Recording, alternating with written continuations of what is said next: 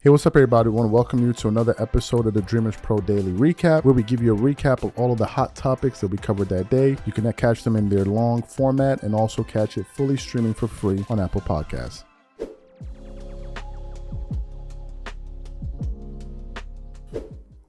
The playoffs are about to start, right? The playoffs are about to start. They're kicking off on Saturday. And then for me, it is something that's very exciting because now we're going to have a chance to really get to the most fun part of an NBA season. And I've been looking forward to it all season long because of how last year ended. Last year, the Clippers were facing against the Phoenix Suns without Paul George. And going into that series, most people were picking the Phoenix Suns to win that series.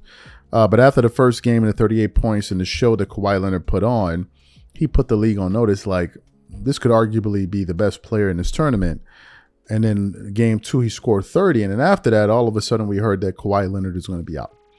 And it was devastating to a lot of Clipper fans and Kawhi Leonard fans. So this year, Kawhi Leonard came in with a renewed focus. He was playing almost all the games. He did miss some games here and there, but for the most part, he was available and he played 65-plus games. But towards the final 8 games of the season, we didn't see Kawhi Leonard in the lineup. And I thought, okay, maybe something happened and maybe they're just kind of working on him. But it's because it's happened before in the season where he missed about 4 or 5 games. But this one, he was out for an extended period of time. And I'm like, okay, what's going on here? And if you know anything about the Clippers organization, they're very tight-lipped about this type of news. They seldom let any of this news come out. And as time drew closer and closer, I began to speculate. I'm like, hold on. Is Kawhi Leonard injured? Is there a possibility that this guy could potentially not be available for the playoffs? And as we're shooting this show, we just got news that Giannis Antetokounmpo is going to be missing the first 2 games of the first round series that he's going to be in. So I was like, what's going on here? So I started to do some research last night, and I came across an article via SportsIllustrated.com that was actually giving an update on Kawhi Leonard's injury. And I actually then came up upon, they were linking a video of Adrian Wojnarowski from ESPN, who was speaking to Malika Andrews, who was essentially giving the update on Kawhi Leonard's status. So what we want to do is want to play exactly what Adrian Wojnarowski had to say to Malika Andrews on Kawhi Leonard's availability. Then we're going to come back and really get into the show. Take a listen to what he had to say here. But how worried are the Clippers approaching the postseason, knowing he's missed the last several games? Well, 8 straight games for Kawhi Leonard, including today, out with that right knee inflammation. And Malika, in the past, there's always some mystery around Kawhi Leonard injuries, that sometimes they turn out to be worse than perhaps first described. I'm told that is not the case here. Okay. This is right knee inflammation on the same knee that just in the past few years he had meniscus surgery on. He had ACL surgery on. And then this season, he's played 68 games, the most he's played since the 2016-17 season. They have to quell that inflammation. He's been out 8 games. They've got the week to continue to give him that treatment to get him back. Obviously, the Clippers, headed for that first round matchup with Dallas, who's perhaps the hottest team in the league over the last couple months. They need a healthy Kawhi Leonard in that series. They absolutely need a healthy Kawhi, not just in that series, but in order to make the deep postseason run that this team was built to do. So you heard what Adrian Wojnarowski had to say there. What are my thoughts on this? First of all, I'm just going to give you guys my general sentiment about the situation. In my heart, I think Kawhi Leonard is going to be available for Game 1. I think that he's going to be available for the playoffs. I think he's going to be just fine, given the fact that he has had about 3 weeks off. He's had about 8. They said he missed about 8 games. So 8 games, you're playing, let's say, 4 games a week. That's 2 weeks plus the initial buildup, because this week there's going to be the play-in tournament. So Kawhi Leonard is probably going to be out for a total of 3 weeks to nurse his knee, and I think that's going to be an ample amount of time. If he were not to play in Game 1, I would be stunned. And I'm going to get to what I think about that, if that would be the case. But I'd be stunned. I think he's going to be personally available based on some of the things I've been hearing from the Clippers coaches like Ty Lue and their assistant head coach who coached their last game of the season. They seem to be very, very confident and, dare I say, eager. Eager is the word I'm going to use to play against the Dallas Mavericks, a team in which I believe the majority of people out there are saying that the Dallas Mavericks are going to basically get the Clippers in round 1 these playoffs. But personally, I believe that he's going to be available. Now, In the case that Kawhi Leonard is not available, then all bets are off. I don't believe the Clippers have any chance of winning anything if Kawhi Leonard is injured. I'm going to give the Clippers the same level of confidence I would give the Denver Nuggets if they were missing Nikola Jokic. Or I'd give the Milwaukee Bucks if they were missing Giannis Antetokounmpo. Or I'd give the Lakers if they were missing Anthony Davis. Or I'd give the Dallas Mavericks if they were missing Luka Doncic. I'm going to give them that same benefit of the doubt because for whatever reason, people want it to be no. You picked the Clippers because some of these guys are just being silly. They're just being silly. They're just people that want to see me in pain. Like, oh, look, you pick them. People are going to be stupid. If it's their team and they're missing their best player, we didn't have them. But if it's your team and they miss their best player, but you were talking all that, that's how people are, right? And I understand that. And that's why I'm referring to them that way. Listen, if Kawhi is not available, the Clippers have no chance. And that goes for every single team that's missing their best player. The best player is not available, you have no chance. If Kobe was unavailable for the Lakers when they were playing in the playoff, they would have no chance. So to me, that's a general sentiment. But I do think that he's going to be available. This is a series that I'm deeply, deeply looking forward to. I know a good amount of people are saying Kawhi Leonard and they're going to get that work. If Kawhi Leonard and these boys are 100% healthy, let's see where the chips fall. I think he's going to be the best player in the series. The other people are going to say otherwise. We shall see. We shall definitely see. But to me, I think he's going to be available. I think all of their guys are going to be ready. I think Ty Lue and his coaching staff are going to be ready. And I think we're going to watch a really, really fun series. Now, in terms of predictions, I don't really have one. It's been hard to have a prediction with this news of Kawhi Leonard's injury status being unclear. If he is injured, then I'm going to give Dallas Mavericks the opportunity to. I'm going to say that the Dallas Mavericks are going to win that series. The Clippers had beaten them 2 out of the 3 times that they met this season, but this was all last year, meaning they took place before the Clippers could actually play them with their new and improved roster. But we'll have to see. But for now, I think he's going to be available. I think that the Clippers are just being extremely cautious, which they should be. And if it means that they're going to shut him down for the last 3 weeks of the season, so be it, right? He's going to have a lot of rest, and I don't think it's anything crazy. But then again, if it were something like that to happen, I'd definitely be shocked. As you guys know, the play-in tournament starts tonight. And two of the games we're going to get is going to be between the Warriors and the Kings and between the Lakers and the 7th seed Pelicans, right? And there are a lot of underlying storylines behind this because if the Lakers win this game, they are definitely going to be facing the Denver Nuggets in round 1, which a lot of people are assuming that the Denver Nuggets are going to wipe the floor with them. And for good reason, because the Nuggets have beaten the Lakers 8 straight games. That goes back to the playoffs and all of the regular season. So the Nuggets have pretty much had the Lakers and the Nuggets are the best team in the Western Conference. They're the champs. I'm going to give them that. And they got the best player in the world with Nikola Jokic on their roster. So what happened? Shannon Sharpe made his appearance today on ESPN First Take. He normally comes on Mondays and Tuesdays. And they were talking about, the play-in tournament and the Western Conference picture on a micro level. And then it got into the point where they were talking about, well, if the Lakers, were to lose to the Pelicans and then face the Oklahoma City Thunder and then, just talking about the Lakers' chances. And then at one point, Shannon Sharpe starts going into this thing of the Oklahoma City Thunder are one of the worst number 1 seeds in the Western Conference. And he believes that the Nuggets may have lost that last game against the Spurs to kind of position themselves to avoid some of the tougher teams in round 2, like the winner of the Clippers and the Mavs and stuff like that. And then Brian Windhorst was like, bro, what are you even talking about? The Nuggets are the Oklahoma City Thunder are one of the worst teams to be the number 1. And they got into this heated back and forth, and Shannon and Brian Windhorst, and Brian was like, you're gonna regret what you're saying. You're gonna regret what you're saying. And I thought it was highly entertaining. So for those of you who didn't have a chance to catch a piece of that segment, I want to play it for you now, and then come back and react to it. Take a listen to these gentlemen here.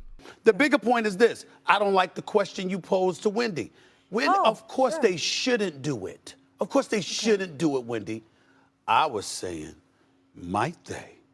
And that's where I go to you. Might they? We know they shouldn't. You play to win the game. Yeah. But are they considering, might they consider avoiding the Denver Nuggets at all costs, Shannon?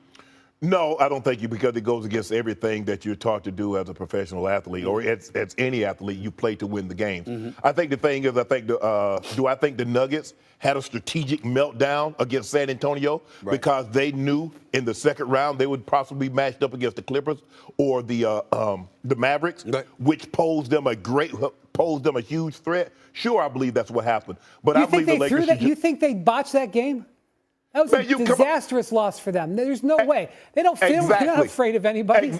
Exactly. You up 20 points against only Wemby, and you lose with the guy that's about to be a three-time MVP, and you lose that game, Wemby? Come on now. No way, Shannon. No way. Exactly. No way. That's exactly what I'm saying, Wendy. That was a devastating loss. That was as big of a loss as there's been in the last month in the NBA.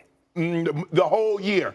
The entire year. That was a terrible loss for the Nuggets. They could give up home court in the conference finals. No way. I got to put a stop to you right there. No way that happened. But hold on. Do you actually think hold on, they're the number 2 seed. Do you actually think that the OKC Thunder is going to make it all the way to the Western Conference? Do you think they fear the OKC Thunder having home court?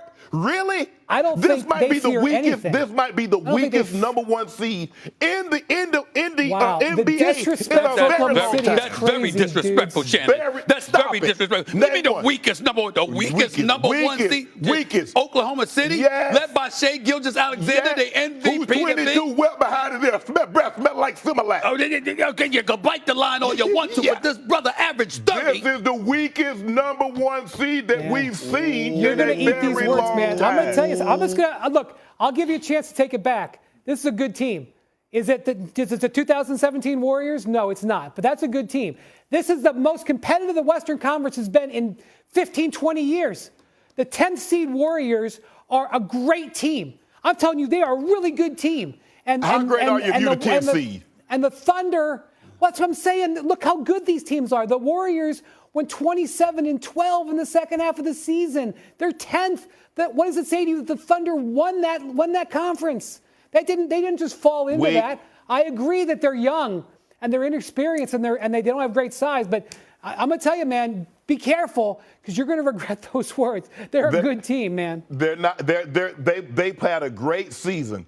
But I do not believe that any team, I don't believe they beat the Mavs. I don't believe they beat the Nuggets. I don't believe they beat the Lakers. They're not. They wouldn't be favored against the Nuggets. They wouldn't be favored against the Lakers. They wouldn't be favored against the Timberwolves. They wouldn't be favored against any of those. This is the greatest situation in NBA history, guys. They get to be the number 1 seed, and then everybody thinks that they can't beat anybody. Let me ask you a question. Great. Zero pressure for the number 1 seed. Would they be favored against the Nuggets? Not against the Nuggets, but everybody else. Would they be favored against the Lakers? They wouldn't be favored probably because dumb money would come in on the Lakers. Because dumb money would come in on it. So you heard the exchange between these two gentlemen there. What are my thoughts on that exchange? Well, look. Shannon is speaking from the standpoint of we don't know what to expect from the Oklahoma City Thunder because we've never seen them play in the playoffs before. And I think that's one of the reasons, or the main reason, why a lot of people are not really taking that team seriously. This is their first time in the playoffs, and they feel like maybe this team caught a lot of people off guard because they weren't really paying attention to them. In the case of Shannon Sharpe, he's looking at it from the standpoint of the Nuggets facing off against the Oklahoma City Thunder and the Lakers. Shannon has made it crystal clear on numerous occasions that he does not believe the Oklahoma City Thunder stand a chance against the Lakers. He is not the only one that feels this way. A lot of people feel that way, regardless of the fact that the Lakers are currently the 8th seed and the OKC Thunder are the 1 seed. Now, is that going to add some motivation to the Thunder? You better believe it, but it doesn't stop people from feeling that way. That's just what a lot of people feel. Now, to Brian Windhorst's side, he's like, bro, you don't understand that this team is really, really good. Now, I remember when the Clippers last played, was it the last one or the time before that? It was my first time watching OKC play this season. Prior to that, I know they had a very good record, but I didn't really see them play. And I watched the Clippers play against that team. Folks, they're good, especially at home. They are a very, very good basketball team. And given the fact that the Lakers have a poor road record, they're amongst the worst teams in terms of road records in the Western Conference, it was very, very bold for Shannon Sharpe to make such a statement that, listen, I don't think they stand a chance against any of the top-tier teams. And he said it. He doesn't think they're better than the Wolves. He doesn't think that they're better than the Lakers. He doesn't think that they're better than the Denver Nuggets, which you heard at the end. So if it's like, if they're not better than any of these teams and they're the number one seed, well, how good are they? Right? And that's the point that he's making. It's a valid one. Right? And I think a lot of the reasons why he's saying that, and I think the main reason he's saying that to a lot of people is because we haven't seen him. But I definitely think this is going to add some motivation to this team to go out there and play, regardless if they're going to be playing the Lakers or they're going to be playing somebody else. I think they're going to have a chip on their shoulder and something to prove. You better believe it, especially if SGA does not win the MVP this season. So the Lakers are going to be playing against the New Orleans Pelicans in round 1. So I was watching a segment today on Undisputed Live featuring Keyshawn Johnson, Skip Bayless, and Paul Pierce. And going into that segment, the news came out that the Lakers, who I think were 1 point or 2 point favorites going into that game, betting favorites, are now minus 1.5 points, or rather the other way, the Pelicans are 1.5 favorites to beat the Lakers. So as this was going on, Skip Bayless was basically saying on the show, wait a minute. A few days ago, the Lakers were the favorites to win this game. What is going on here? And he began to speculate, and maybe others are speculating that maybe, wait a minute, what if Anthony Davis doesn't play? Now, what's the wrinkle in that 80 part of this? Well, as you guys know, if the Lakers beat the Pelicans, they're going to face the Denver Nuggets in round 1. And if you face the Nuggets in round 1, the probability is that the Lakers are going to lose badly.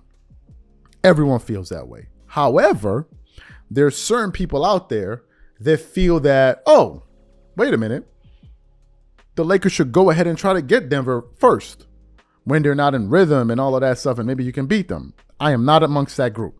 If you want to face the best team in the playoffs first in round 1, you go ahead and have at it. If I'm looking at it from a strategic standpoint, let other teams face them. We're talking strategy. A lot of those other guys are talking. They're talking with their egos. No, it's competition. It's competition. All right, that's not how wars are won. You can lose a battle to win the war, but other people are like, no, we want them now. We want them like, all right, you're going to have them now, right? So in the midst of all of that, Skip Bayless yesterday was really, really high on the Lakers and their chances to even come out of the Western Conference. But then all of a sudden today, it seemed like he was beginning to sing a totally different tune. And I'm like, wait, Skip Bayless? What's going on here? So for those of you who didn't hear what Skip had to say today, I want to play for you now, and then we're going to come back and react to his comments. Take a listen to what Skip Bayless had to say here on Undisputed today. I want to focus for a moment on the Pelicans because they're way better than they played on Sunday. And that coach is a really good basketball coach who's been doing this for a while there now, sometimes in the shadows. But I'm going to say this up front. I believe Willie Green is a little better coach than Darvin Ham is. And I think he will get his team ready to play, much readier than they were on Sunday. I believe this is a very dangerous game for the visiting team, and I believe this one will have to be won down the stretch. Somebody for the Lakers is going to have to close this deal because this one is going to the wire. I completely disagree with you right here, right now, and I don't want to bet against the Lakers that I picked to win the West. But if you want to give me all those points, I may have to think about it because I don't think it's going to be anything like that. I think this one is going to be scratch and claw to the bitter end. I wouldn't be shocked if it goes overtime. And the biggest point I thought about Sunday that got underreported was that the Pelicans had aircraft trouble in Golden State after they had beaten Golden State on Friday night, and they got stuck there for like 20 extra hours because they couldn't get a plane. And it messed them up, and the Lakers got to New Orleans way before the Pelicans got home to New Orleans. Now, you can jump in. Does it matter? Maybe not, but sometimes it just messes up your psyche and your timing and your rhythm and your schedule, and you can't quite get back on, get ready for an afternoon game because it was an earlier game, obviously, because every game started at, 12:30 out here, so it was a 2:30 game there. I don't know. They just didn't look like they were ready to play. And LeBron especially was completely, utterly locked in, ready to play. The Lakers' margin of victory against the Pelicans. But the Lakers, remember, they have the worst road record of any of the 10 playoff teams in the West. They're 19-21 on the road. They're horrible on the road for a team of this caliber and this magnitude. And a lot of their road losses, though, came early in the season, though, too. The Lakers were horrible on the road earlier in their year. All right. So the point is, can they just snap their fingers again and go in there and just punch them right in the mouth? Just like, no, we got this? All right. I just believe that somebody must be hurt somehow. I don't know. If AD can't go tonight, they're not going to win this game. If that's what's happening right now. No, I think they still win if AD. I think really? They still win. Yeah. No, if AD, you guys have no respect for the Pelicans. If AD don't play tonight, they not winning tonight. So you heard what Skip Bayless had to say. Now, what you didn't hear in that soundbite, I'm not sure you did, is that Paul Pierce thinks that the Pelicans have zero chance of winning against the Lakers. But to Skip's side, he's all of a sudden beginning to wonder, well, if Anthony Davis is in play, what's going on here? Now, some people are speculating that if AD doesn't play, could that be a way of the Lakers trying to find a way to avoid the Nuggets? To me, listen, I don't think the Lakers can beat the Denver Nuggets. I think the majority of us believe that. So I'm in the school of kick the can down the road and go take your chances against the Warriors and try to go fight against the Oklahoma City Thunder, who a lot of people believe that the Lakers have a legitimate shot at beating them because we don't know what to expect. And this is their first time going into the playoffs, and they have that mismatch with Anthony Davis, although they have some young key players over there. But there are other people like, nah, face him up, face him head on. Tonight, the number one thing I'm going to be interested in hearing, first of all, is if Anthony Davis is going to be available. Now, if you made me kind of like force me to give you an answer, I think AD will be available. I think he will be available. Now, in terms of everyone coming to the conclusion that the Lakers are just going to beat the Pelicans, I'm not 100% sure. But then again, I'm not sure what the refs are going to do. Now, some people say that's a low blow, but it's not.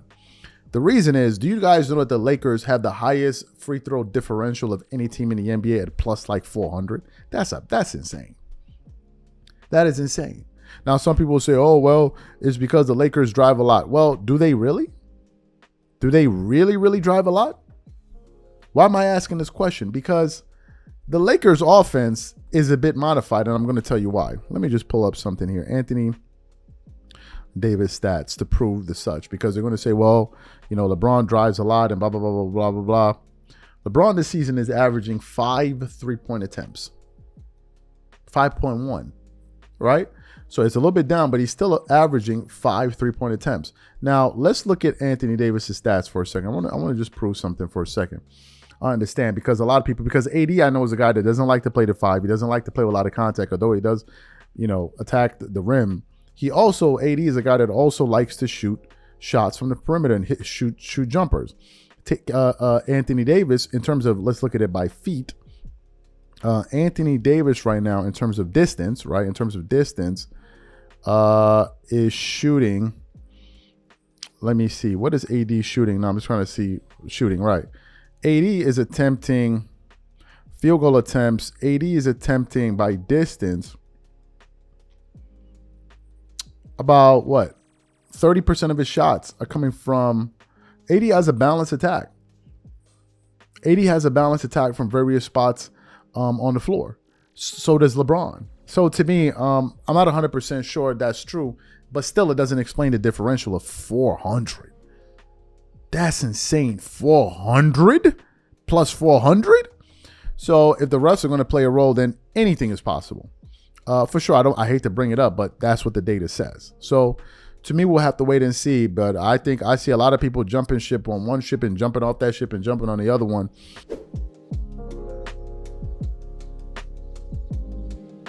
I was actually taking a nap, believe it or not. We had finished shooting our content and we're just in the process of being prepared for you guys. So I took a nap because I've been super sleepy. So as I woke up, I just checked my phone.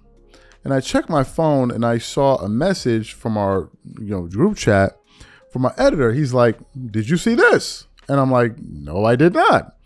So I click on the link, right? And it takes me to a post on Instagram from Sideline Sources.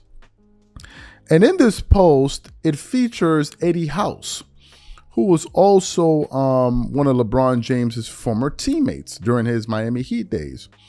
And Eddie House was on a show, and the show was the cartoon show, I think. And he was on there, and basically he was responding to some comments that LeBron James had made on his podcast with JJ Redick. Now, what comments did LeBron James make on his podcast?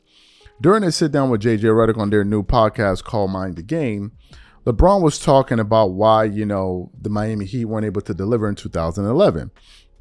And he was essentially saying that the Miami Heat didn't have the right pieces.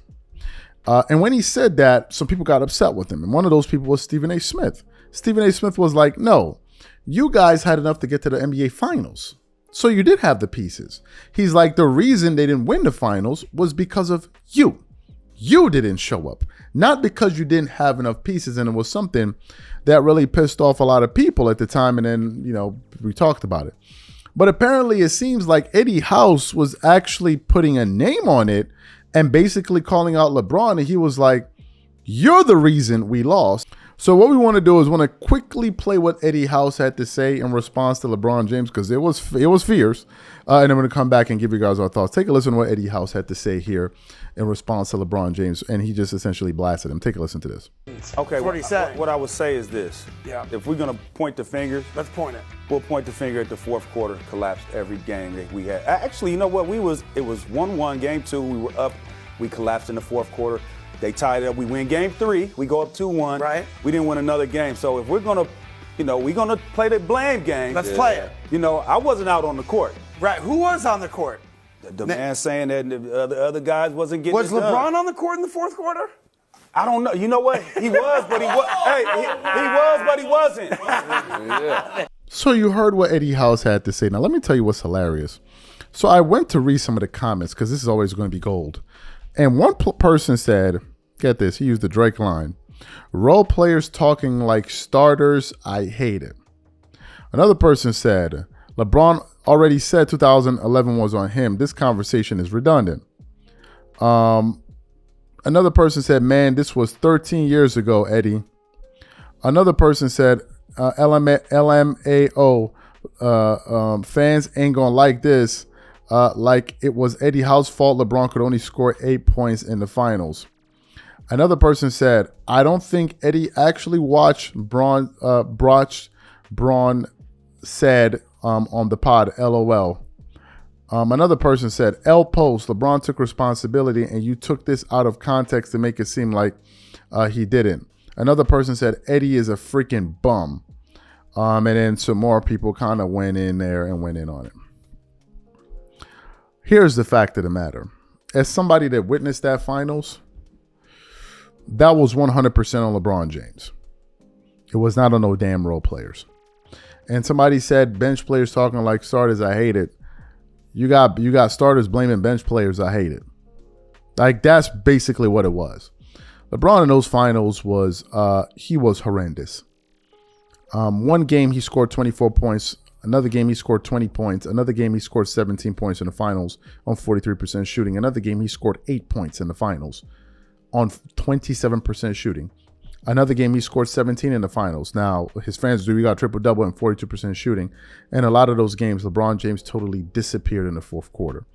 Why would Eddie House be getting upset at LeBron making those comments? The reason Eddie House would get upset at LeBron making those comments is because, like, bro, you're the best player on the team.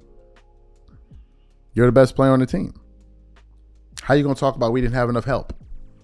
Now, even though LeBron said, and I play like crap, the part I think Eddie House and other people are upset about is that you playing like crap was the primary reason the team lost. Because at one point, that team won 27 or 25 games in a row that season. So didn't you have enough starters then?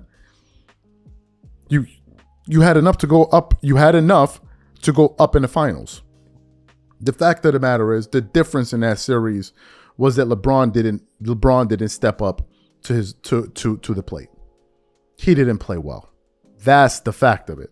And a lot of people are pushing back or have pushed back because they feel like LeBron is trying to rewrite history. Now, if you notice some of the comments that the LeBron fans said, they didn't even acknowledge what the guy said. They're going to call him a bum and all of this stuff. But what he said was the bloody truth.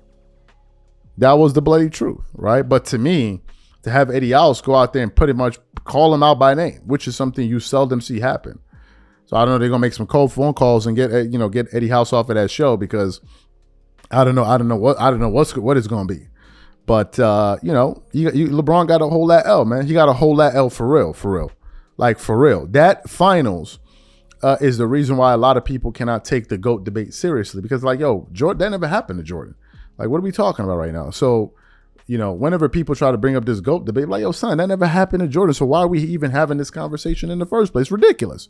It's absurd, right? But to see him go at him like this is going to be very, very interesting to see how, some of his fans react. But the fact of the matter is you can't run away from it. LeBron fans love stats. Those are the stats, right? You cannot run away from that because apart from the stats, we saw it, right? It was a collapse. The biggest collapse, one of the biggest collapse, or arguably the biggest collapse of any superstar player in NBA history in the finals. And some people say, but what about Magic Johnson and others? Or what's Westbrook? Because the difference is they're calling this guy the greatest. You guys are trying to say he's the greatest player of all time. So it is the greatest collapse. And if you're going to compare him to a guy like Jordan, it never happened. Jordan never had a meltdown to this level. But to hear Eddie House go at LeBron, I'm here for all the comments.